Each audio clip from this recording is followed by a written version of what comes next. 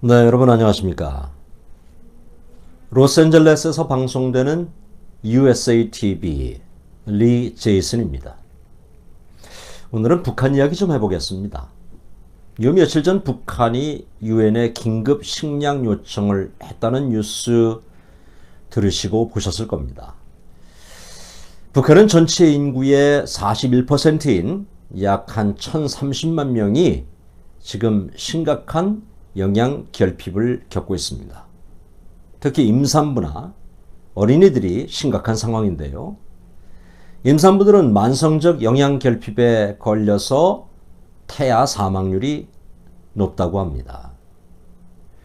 어린이들은 5명 중 1명이 만성 영양 결핍에 걸려서 성장의 문제가 아주 심각하고, 그리고 사망하는 아이들도 속출하고 있다는 소식입니다.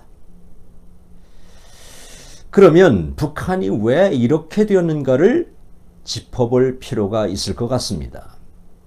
북한을 연구하는 학자들과 또 북한을 연구하는 전문가들에 의하면 북한이 저렇게 된 데는 2가지 이유를 말하고 있습니다. 물론 일반적인 이유라고 할 수 있을 것 같습니다. 첫 번째가 농업 기반이 약한 구조적인 원인이 있다. 두 번째는 계속된 폭염과 가뭄이 결국 그렇게 만들었다. 이렇게 얘기합니다. 저는 이것을 일반적인 이유, 그저 평범한 이유다, 이렇게 표현하고 싶고, 이 2가지 이유 외에 본질적인 이유가 있는 것 같습니다. 그 본질적인 이유를 같이 한번 나눠보려고 하는 것입니다. 제 생각에는 김정은이의 잘못된 선택이 결국 북한을 이 지경까지 오게 했다고 저는 생각을 합니다. 김정은은 백성들의 풍요로운 삶에는 별로 관심이 없습니다. 물론 말로는 이 밥에 고깃국을 외치지만은 제가 볼 때 그것은 립 서비스에 불과하고, 오직 김정은의 선택은 핵무기에 있었습니다. 지금도 미국을 비롯해서 국제사회가 제재를 가하고 있는데도 그는 국제사회로 나오지 않고 한 손에는 핵무기를 꼭 쥐고, 그리고 국제사회를 향해서는 손을 벌리고 있습니다. 저는 백성들이 하루빨리 깨달았으면 좋겠습니다. 여러분, 북한 주민 여러분들, 김정은이의 생각 속에 여러분들은 안중에도 없다는 것입니다. 유엔의 긴급 식량 원조를 요청한 이 순간에도 김정은은 핵무기를 포기하지 않습니다. 미사일을 쏘아대고 있습니다. 핵과 미사일, 무기 만드는 것을 포기하지 않는 한 북한 주민들의 굶주림은 결코 해결되지 않을 것입니다. 이것이 제 생각인데 여러분의 생각은 어떻습니까? 우리가 잘 아는 것처럼 김대중 정부 때부터 햇볕 정책이라는 명목 아래 북한에 참 많이 퍼줬습니다. 자료에 의하면 김대중 정부는 2조가 넘는 돈을 북한에 퍼주었습니다. 거기에는 쌀도 포함되고 여러 가지 원조가 있었습니다. 그러면 노무현 정부 때는 얼마를 퍼줬을까요? 자료에 의하면 김대중 정부 때보다 2배가 더 되는 5조 원에 가까운 돈과 여러 가지를 원조해 줬다고 기록에 나와 있습니다. 그러면 그 돈과 그 식량들과 그 약품들과 그 여러 가지 것들이 주민들에게 가지 않고 어디로 간 것입니까?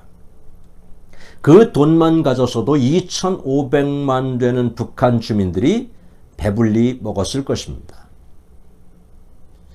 김정일, 김정은은 그 돈 가지고 무기를 만드는 데 투자했던 것입니다. 김대중 대통령은 힘주어 말하기를 북한은 핵무기를 절대 만들지 않는다 라고 말했습니다. 만일 북한이 핵무기를 만들면 당신이 책임을 지겠다 이렇게 말했습니다. 여러분 다 아시죠? 그러나 책임은 무슨 책임입니까?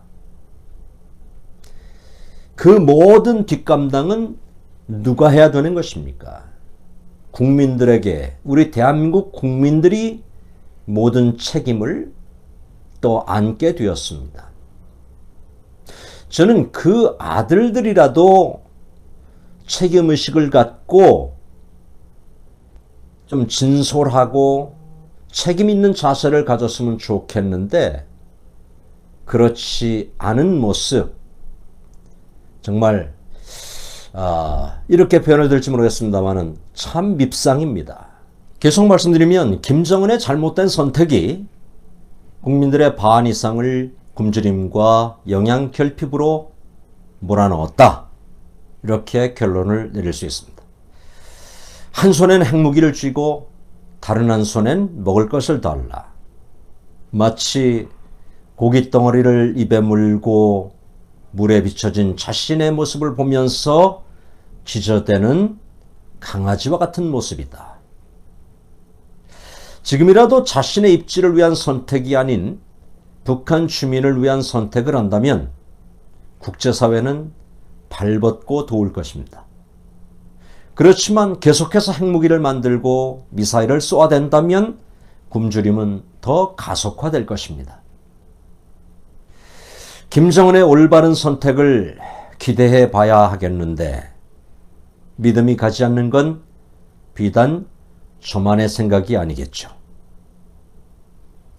USA TV 리 제이슨, 오늘 이야기 여기서 마칩니다. 여러분 시청해 주셔서 고맙습니다.